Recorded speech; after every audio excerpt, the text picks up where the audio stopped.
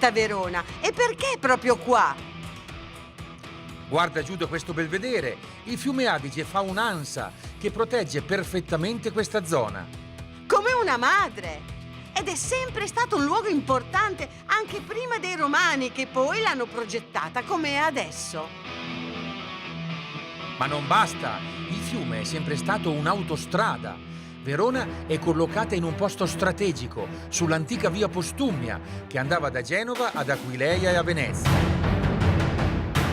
Verona quindi come sovrapposizione di tracce storiche. Sara, l'Italia è così, che tu arrivi in una piazza e trovi praticamente le tracce di tutta la storia della città.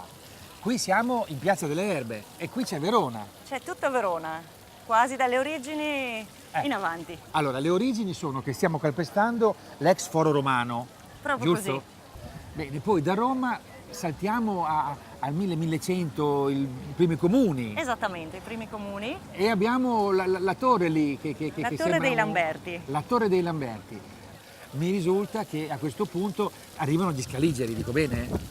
Benissimo. Ecco, qui di Scaligero cosa c'è? Qui di Scaligero c'è quella torre, Sì. la torre del Gardello. Però anche questa fontana qua è scaligera. Questa fontana qua è in parte scaligera e in parte romana, cioè la statua e la coppa della fontana provenivano dalle terme romane.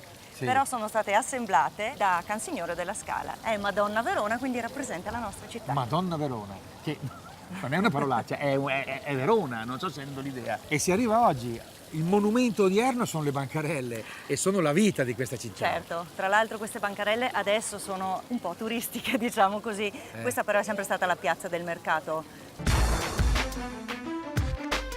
Cos'è questo? Un tempio al dio del mercato, no? No, era il luogo da cui si poteva parlare alla piazza. Quindi era la qua piazza è sopra. inteso come parlare al popolo. Esattamente. Ah. E poi c'erano qui, proprio sulla piazza del mercato, le unità di misura valide a Verona. E anche questa era un'unità di misura. Ah sì? Perché qui c'erano degli anelli per misurare le dimensioni delle fascine di legno piuttosto che di cereali.